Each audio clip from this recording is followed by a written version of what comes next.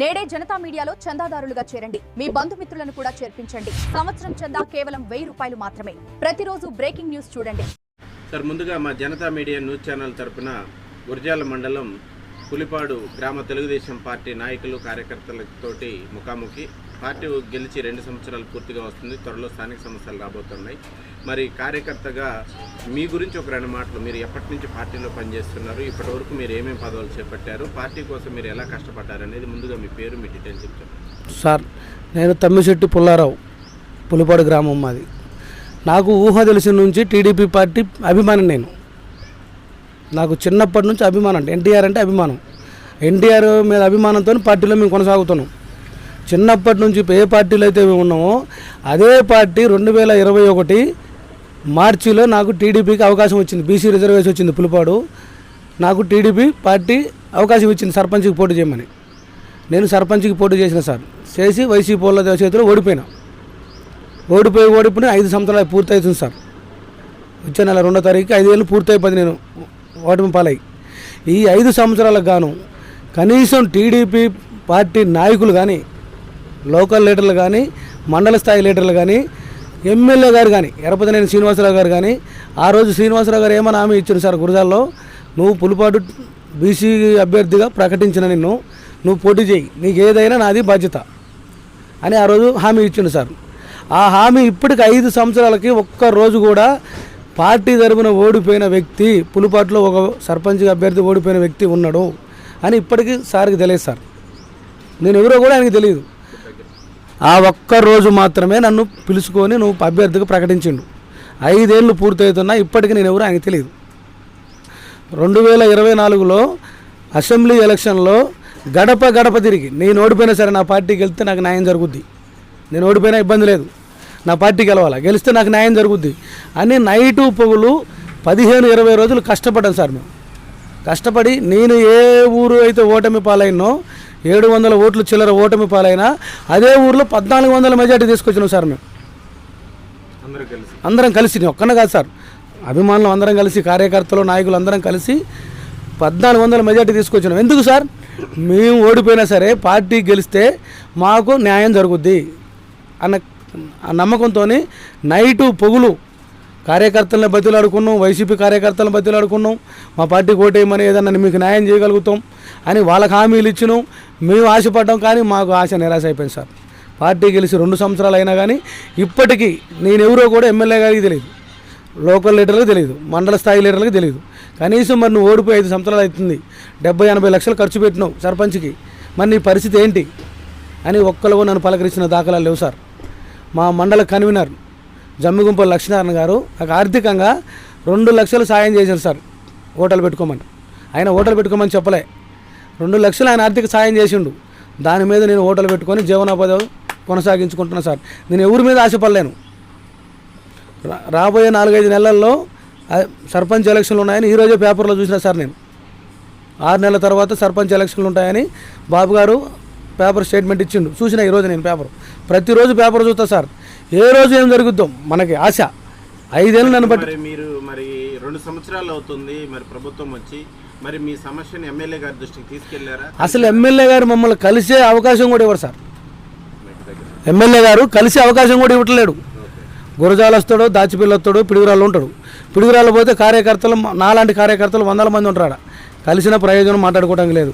గురజాల వచ్చిండా, గురజాల అమ్మంటే ఎంత ఆ నాయకులే ఉంటారు. కానీ బీసీ, ఎస్సీ, ఎస్టీ, మైనారిటీ ఏ ఒక్కరు కూడా ఆయన దగ్గరకు పోవడానికి అవకాశం లేదు సార్. ఇక్కడ ఆయన అమ్మటుండే సెకండ్ క్యాడర్ లీడర్లు కానీ, థర్డ్ క్యాడర్ లీడర్లు కానీ వాళ్ళే అంత అంకితం, కానీ వేరే వాళ్ళని సరే సార్ వేరే కార్యకర్తలు పక్కన పెట్టండి. నేను అభ్యర్థులు సార్, సర్పంచ్ అభ్యర్థిని, 70-80 లక్షలు ఖర్చు పెట్టి ఓడిపోయినోని. నీ పరిస్థితి ఏంటి? 5 సంవత్సరాలు అయితే నువ్వు ఓడిపోయి, సరే కదమా 3 ఏళ్ళు అంటే మన పార్టీ అధికారం లేదు సార్, మీరేం చేయలేరు. నేను కూడా నాకు తెలుసు. నాకు మన పార్టీ గెలిచి 2 సంవత్సరాలు అవుతుంది. 2 సంవత్సరాల నుంచి మన పార్టీ గెలిచిన తర్వాత మన ప్రెసిడెంట్ అభ్యర్థి ఓడిపోయి అన్ని లక్షల డబ్బులు ఖర్చు పెట్టుకొని ఆర్థికంగా ఇబ్బంది పడుతుండు. వాడిని ఒక్కసారి పిలిచి నీ పరిస్థితి ఏంటని అడుగుదామని ఆలోచించిన నాయకులు లేరు సార్. లోకల్ కానీ, మండల కేడర్ కానీ, ఎమ్మెల్యే స్థాయి కానీ. సార్, ఇప్పుడు మరి గ్రామాలలో మరి కూటమి పాలన ఎట్లా ఉంది, అభివృద్ధి ఎలా జరుగుతుంది, మరి ఆ విషయం చెప్పండి సార్. మన ముఖ్యమంత్రి గారు కానీ, మంత్రి లోకేష్ గారు కానీ పవన్ కళ్యాణ్ అన్న కానీ వాళ్ళ పరిపాలన బెస్ట్. దాంట్లో ఎవ్వరు మనం అభ్యంతరం చేయటానికి కూడా మనకు అవకాశం లేదు. వాళ్ళు ఏ పని చేసినా నీతిగా నిజాయితీగా పరిపాలన చేస్తున్నారు. వాళ్ళ తప్పులేదు సార్. ఎమ్మెల్యే కానుంచి కింది స్థాయి వాళ్ళు లోకల్ పల్లెటూర్లలో కానీ మండల స్థాయిలో కానీ ఎంతప్పటికీ వాళ్ళే కానీ వితౌట్ వాళ్ళని పట్టించుకున్న దాఖలాలు లేవు. రేపు సర్పంచ్ ఎలక్షన్లో ఏ కొంచెం మిస్టేక్ అయినా పార్టీ పరుగు పోవడానికి కూడా సిద్ధంగా ఉంది సార్. నాకు తెలిసినంతవరకు మండలంలో అన్ని ఊర్లు తిరుగుతా సార్. నేను అందరు సర్పంచులు తెలుసు, నాకు ఓడిపోయిన వాళ్ళు తెలుసు, గెలిచిన వాళ్ళు తెలుసు. అందరూ అసమ్మతికి తయారై ఉంటారు సార్. ఇప్పుడు నాలాగనే ఊరికి ఉన్నారు, ఒక్క ఊరు కాదు. ఓడిపోయిన సర్పంచులు, గెలిచిన సర్పంచులు అందరూ అసమ్మతిగా తయారై ఉన్నారు. రేపు పొద్దున ఏదన్నా తేడా రాదని అనుకోవడం కూడా లేదు సార్. మనం మరి మీరేం కోరుకుంటున్నారు? మరి దీని సమస్యకి ఏంటి పరిష్కారం? ఏం లేదు సార్. ఎమ్మెల్యే గారు కానీ ఎమ్మెల్యే తర్వాత లీడర్లు కానీ నన్ను పిలుచుకొని నీ పరిస్థితి ఏంట్రా, 2 ఏళ్ళు అవుతుంది మన పార్టీ గెలిచి, నువ్వు ఓడిపోయి 5 ఏళ్ళు అయింది, నువ్వేం పని చేస్తున్నావు, ఎట్లున్నావు, ఇన్ని డబ్బులు ఖర్చు పెట్టినావు, నీ పరిస్థితి ఏదైనా అడిగిన వాళ్ళు లేరు. వాళ్ళు నన్ను పిలుచుకొని అడగాలి. అడిగి నా సమస్యకి ఏమన్నా పరిష్కారం చేయగలిగితే దానికి నేను సంతోషపడతాను. అట్లని చెప్పి నేను అసమ్మతికి తయారయ్యి వేరే ఏ ఆలోచన దురుద్దేశం నా మైండ్లో కూడా రాని సార్. నేను వాళ్ళు టీడీపీలోనే ఉంటాను. సార్ చెప్పండి. ఇప్పుడు 2019లో జగన్కి 151 సీట్లు రావడానికి కారణం ఎవరు సార్? బీసీలే. అప్పుడు మన టీడీపీ వాళ్ళు కార్యకర్తల్ని లోకల్ లీడర్లను పట్టించుకోకపోవడానికి అసమ్మతికి తయారయ్యి వాళ్ళకు మనసు బాధ అనిపించి ఈ పార్టీ బీసీల పార్టీ అని ఎన్టీ రామారావు పెట్టిన పార్టీలోనే మనకి విలువ లేకపోతే మనకి ఎందుకని చెప్పి వాళ్ళు మారటాన్నే జగన్ పార్టీకి 151 సీట్లు వచ్చినాయి. అదే జగన్ పరిపాలన బాగలేదని విరక్తి కలిగి అదే బీసీలు 2024లో 161 సీట్లు రావడానికి కూడా కారణం బీసీలే. ఏ పార్టీ అధికారంలోకి రావాలంటే బీసీలు ముఖ్య పాత్ర.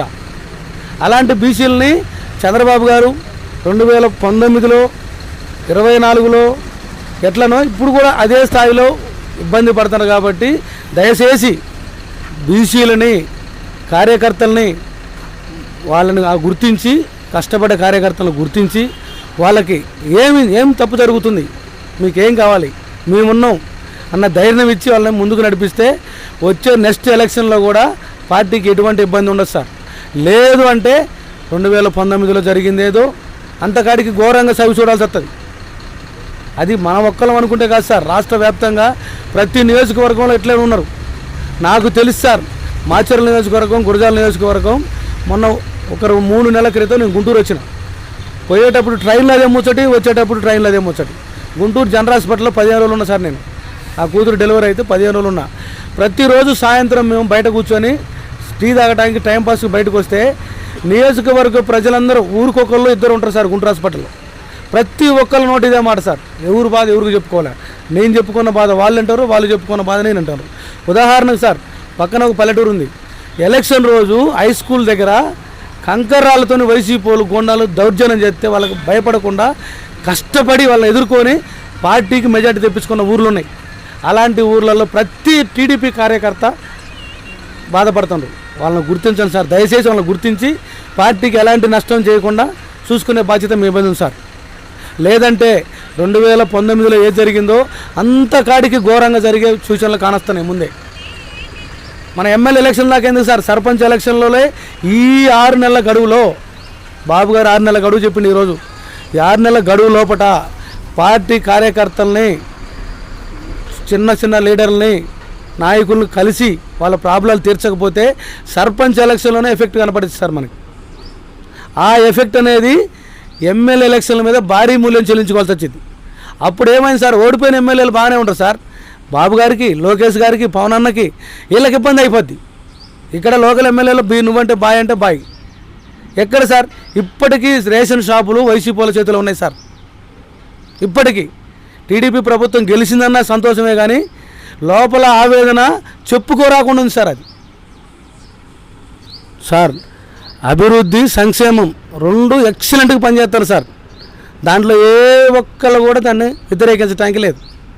అభివృద్ధి చేస్తున్నారు, సంక్షేమ పథకాలు ఇస్తున్నారు, సూపర్ 6లు నిర్వహిస్తున్నారు. పింఛను అద్భుతం సార్. ఏ రాష్ట్రంలో లేని పింఛను ప్రతి నెల 1వ తారీఖు నాడు 2 సంవత్సరాల మంచి 1వ తారీఖు ఆదివారం వస్తే శనివారం నాడు పింఛను పంచుతారు సార్. అద్భుతంగా ఉంది అది. మహిళలకు ఫ్రీ బస్సు కానీ ఏ పథకం పెట్టినా అద్భుతంగా ఉంది. అన్నీ సంతోషంగా ఉన్నాయి సార్. కానీ కార్యకర్తలను పట్టించుకోవాలి సార్.